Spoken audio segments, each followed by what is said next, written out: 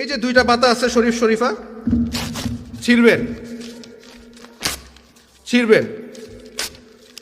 ছিঁড়ার পরে আপনারা ওই বইটা আবার দিয়ে দিবেন।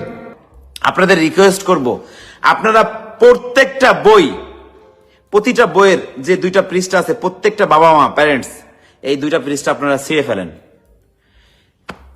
হঠাৎ করে আমার বক্তব্য ভাইরাল হওয়ার পর শাহরুখ নামের একজন আমাকে রাত 12টার কাছাকাছি ওই টাইমে ফোন দিয়েছিল।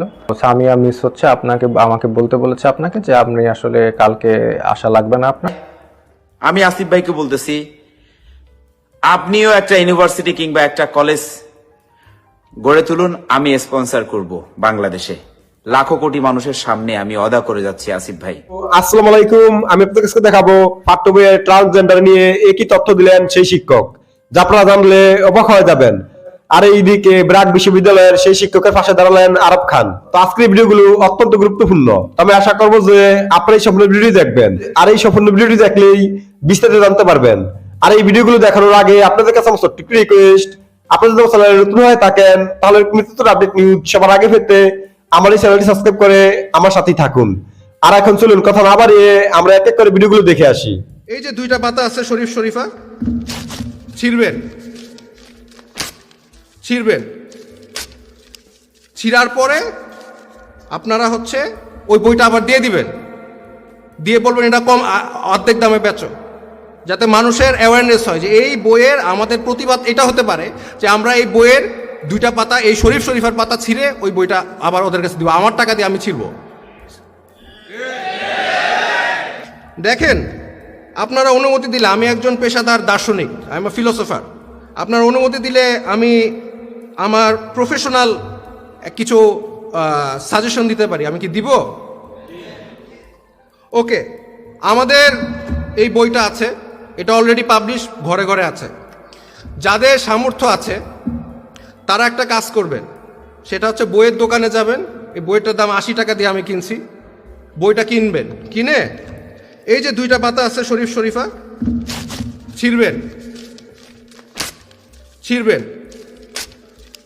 ছিঁড়ার পরে আপনারা ওই বইটা আবার দিয়ে দিবেন, দিয়ে বলবেন এটা কম, অর্ধেক দামে বেচো, যাতে মানুষের অ্যাওয়ারনেস হয় যে এই বইয়ের আমাদের প্রতিবাদ এটা হতে পারে যে আমরা এই বইয়ের দুইটা পাতা, এই শরীফ শরীফার পাতা ছিঁড়ে ওই বইটা আবার ওদের কাছে দিব, আমার টাকা দিয়ে আমি ছিঁড়ব। আমার টাকা দিয়ে আমি বই কিনা বই ছিঁড়ব, দুইটা পাতা ছিঁড়ব, ছিঁড়ে আমি যার দোকান তার কাছেই দিব, বলবো তুমি তোমার টাকা আমি কিনছি, তোমার লাভ হয়েছে, বই আরো লাভ করো, তুমি আরো 40 টাকা লাভ করবা, হাফ দামে বেচো। খালি বাপ মারে বলবা যে এই পাতাগুলো আমরা ছিঁড়ে রাখছি এই বই থেকে, এবং এই হাফ দামে আপনি কিনতে পারবেন। এতে কি হবে, যারা অভিভাবক তারা কিন্তু এখন জানে না এই বিষয়গুলো, তখন তারা জানবে। এবং শুধু যে জানবে তা না, তারপরে তারা এই বিষয়টা আমরা তাদেরকে দেখাই দিব যে এখানে প্রতিবাদ হচ্ছে, আমরা এই বইয়ের পাবলিকেশন যেগুলো পাবলিশ হচ্ছে সেগুলো আমরা যদি ছিঁড়ে ফেলে এই দুইটা পেজ, এবং এটা যদি ফেসবুকে আপলোড করি সবাই যে আমরা ছিঁড়তেছি জায়গায় জায়গায়, ছিঁড়ে আমার টাকা দিয়ে আমি ছিঁড়বো, কার কি তারে আমি দিব, আমার টাকা দিয়ে আমি ছিঁড়বো এই দুই পাতা। এটা কোনো শিক্ষা না, এটা আমার ভবিষ্যৎ, আমার ছেলেমেয়ের ভবিষ্যৎ ধ্বংস করার একটা পায় তারা। সরওয়ার স্যার বলেছেন 40% আমেরিকানরা এখন সমকামী, বাচ্চা কাচ্চারা 40%, তার মানে কি দুজনের মধ্যে একজন সমকামী। এখন ভাই নতুন আইন প্রচারিত হচ্ছে, আপনারা এটা হয়তো জানেন না, বাংলাদেশে আইন হবে যে যারা ট্রান্সজেন্ডার, যেসব ছেলে নিজেকে মেয়ে মনে করবে তাদেরকে স্বীকৃতি দেওয়া হবে, এবং এর বিরুদ্ধে আপনি যদি বলেন তার আপনার 1 বছরের জেল আর 50,000 টাকা জরিমানা হবে। এটা কিন্তু বাস্তবতা, এটা আইনটা পাশ হইলে আমরা ধ্বংস, আমরা শেষ। এখন এই আইনটা আসলে সমস্যা কি? আপনাদের তো কিছু যায় আসে না, আমাদের তো কিছু যায় আসে না, প্রবলেম কি? বাংলাদেশের ধর্ষণ আইন কি বলে? 175 আর্টিকেল বাংলাদেশ পিনাল কোডে বলা আছে, একটা ছেলে যখন একটা মেয়েকে ধর্ষণ করবে তখনই সেটা ধর্ষণ বাংলাদেশের আইনে। এখন একটা ছেলে যদি নিজেকে মেয়ে দাবি করে আর আইন যদি তাকে মেয়ে হিসাবে স্বীকৃতি দেয়, তাহলে কি হবে? তাহলে সে ধর্ষণ করলে তার কোনো বিচার আছে বাংলাদেশে? কারণ মেয়ে তো মেরে ধর্ষণ হয় না। তার মানে আমাদের দেশে তো আমরা ধর্ষণ আইন আমরা প্রচলিত করতেছি, ট্রান্সজেন্ডার নামে ধর্ষণ করবে। আমাদের কারো আত্মীয় স্বজনের যদি আল্লাহ না করুক ক্ষতি না হওয়া পর্যন্ত কি আমরা আগের থেকে কিছু করতে পারি না? যখন ছোটবেলায় প্রথম লূত আলাইহিস সালামের গল্প শুনি, তখন এটা বিশ্বাস করতে ইমানি দুর্বলতার কারণে অনেক কষ্ট হয়েছে। কিভাবে সম্ভব সমকামীরা, একটা জাতি, একটা রাষ্ট্র কিভাবে সমকামী হতে পারে? এটা কি সম্ভব? এটা তো মানে কল্পকাহিনীর মতো লাগতো ছোটবেলায়, যেটা কিভাবে সম্ভব।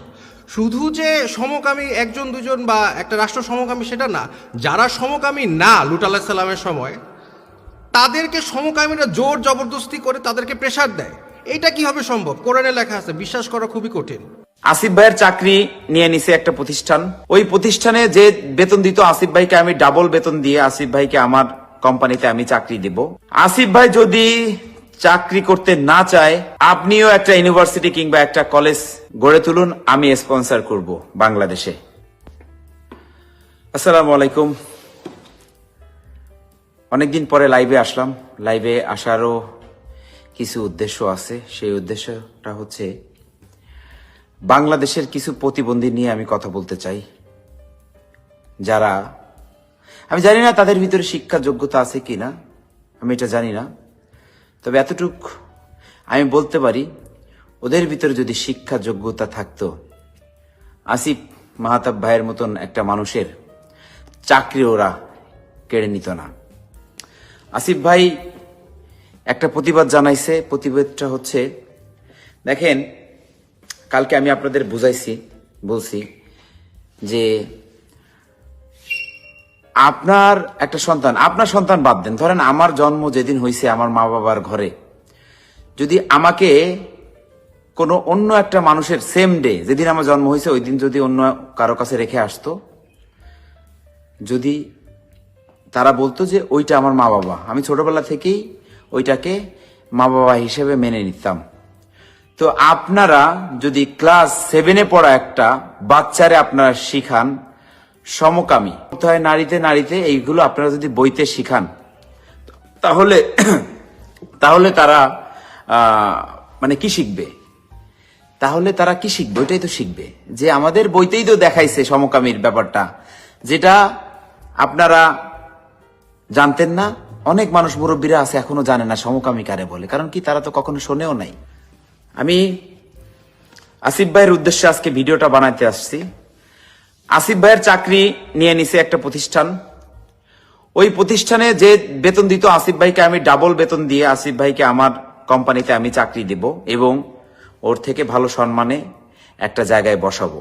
আমি কথা দিচ্ছি, আসিফ ভাই যদি চাকরি করতে না চায়, আমি আসিফ ভাইকে বলতেছি, আপনিও একটা ইউনিভার্সিটি কিংবা একটা কলেজ গড়ে তুলুন, আমি স্পন্সর করব বাংলাদেশে। লাখো কোটি মানুষের সামনে আমি ওয়াদা করে যাচ্ছি আসিফ ভাই। আসিফ ভাই, আপনি যদি আমার এই ভিডিওটা আপনার কাছে পৌঁছায়, আপনারা একটু বেশি করে শেয়ার করবেন যাতে আসিফ ভাই এই ভিডিওটা দেখতে পারে। আমি চাই আসিফ ভাইকে আমার কোম্পানিতে চাকরি দিতে। আসিফ ভাইয়ের যে চাকরিটা নিয়ে নিছে, দেখেন আসিফ ভাই কি করছে, পুরুষে সমকামী মানে একটা বিষয় তুলে ধরছে ক্লাস 7-এর বাচ্চাদের বইতে। সেখানে আসিফ ভাই কি করছে, এটার একটা প্রতিবাদ করছে, যে 2টা পৃষ্ঠা ছিঁড়ে একটা প্রতিবাদ করছে। তারপরের দিন তার চাকরি চলে গেছে, তারপরের দিন না ওই দিনে মনে হয় চাকরি চলে গেছে। তো আমি একটা কথা বলবো, আপনারা যারা এই বই কিনছেন, যারা এই ছোট ছোট বাচ্চাদের বাবা মা আছেন, আপনাদের রিকোয়েস্ট করব, আপনারা প্রতিটা বইয়ের যে 2টা পৃষ্ঠা আছে, প্রত্যেকটা বাবা মা প্যারেন্টস এই 2টা পৃষ্ঠা আপনারা ছিঁড়ে ফেলেন। আপনারা ঘরে ঘরে প্রতিবাদ গড়ে তুলুন। এই বইয়ের পৃষ্ঠা আপনারা ছিঁড়ে ফেলেন। প্রত্যেকটা বাবা মা যারা 7ম শ্রেণীতে পড়ে, যাদের বাবা মা আছেন, তারা, যাদের বড় ভাই আছেন, তারা এই 2টা পৃষ্ঠা আপনারা ছিঁড়ে ফেলেন। কি জন্য ছিঁড়ে ফেলেন? আজকে দেখেন, এটা কিন্তু কোনো জাতি, কোনো ধর্মের কথা না।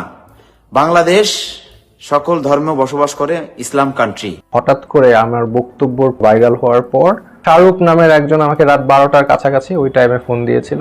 সামিয়া মিস হচ্ছে, আমাকে বলতে বলেছে আপনাকে যে আপনি আসলে কালকে আসা লাগবে না আপনার। আমি সকালে আমাদের কোর্স কোঅর্ডিনেটর এরকম আছে উনি, ওনার সাথে আমি জিজ্ঞেস করলাম এটা কি প্র্যাঙ্ক কল, এটা কি কোনো স্টুডেন্ট দুষ্টামি করে করেছে। উনি বললেন না, আমাদেরকেও জানানো হয়েছে আপনার এই বিষয়টা, সো এটা কনফার্মড আর কি। আমার নাম ক্লাস রেগুলেশনে আছে, তারপর হঠাৎ করে আমাকে বললো আসা লাগবে না, তাও আবার রাত 12টায়। I don't know what kind of professionalism that is. এটা কমপ্লিট ডিসক্রিমিনেশন। আমাকে মানে একটা টিচার, অন্য কোনো টিচারকে তো করা হয়নি, আমাকে কেন করা হয়েছে? আমার যে দর্শন, এই দর্শনের বিরুদ্ধে, আমার ধর্মের বিরুদ্ধে ডিসক্রিমিনেট করা হয়েছে।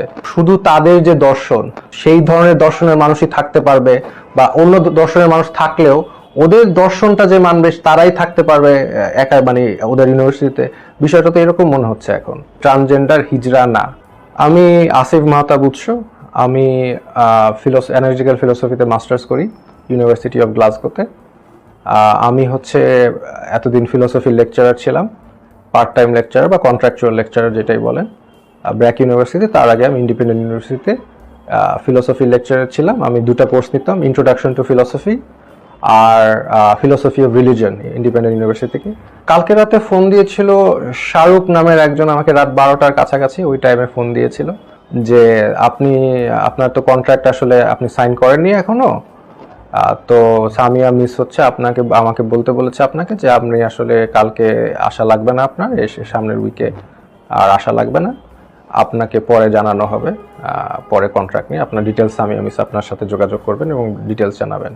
আমি সকালে আমাদের কোর্স কোঅর্ডিনেটর এরকম আছে উনি, ওনার সাথে আমি জিজ্ঞেস করলাম এটা কি প্র্যাঙ্ক কল, এটা কি কোনো স্টুডেন্ট দুষ্টামি করেছে। উনি বললেন না, আমাদেরকেও জানানো হয়েছে আপনার এই বিষয়টা, সো এটা কনফার্মড আর কি। হঠাৎ করে আমার বক্তব্যর পর, ভাইরাল হওয়ার পর ওনারা এটা করেছেন, এটা তো আসলে লিঙ্ক সাধারণভাবে ধারণা করা হয়, কারণ এর আগের দিনও আমি একটা ক্লাস নিয়েছি। সো ক্লাস নিয়েছি, আমার নাম ক্লাস রেগুলেশনে আছে, তারপর হঠাৎ করে আমাকে বললো আসা লাগবে না, তাও আবার রাত 12টায়। I don't know what kind of professionalism that is. So আমি জানি না কেন এটা বলা হয়েছে। এটা কমপ্লিট ডিসক্রিমিনেশন। আমাকে মানে একটা টিচার, অন্য কোনো টিচারকে তো করা হয়নি, আমাকে কেন করা হয়েছে? আমার কি মানে এটা তো ডিসক্রিমিনেশন যেটাকে বলি, আমাকে ডিসক্রিমিনেট করা হয়েছে। আমার যে দর্শন, এই দর্শনের বিরুদ্ধে, আমার ধর্মের বিরুদ্ধে ডিসক্রিমিনেট করা হয়েছে।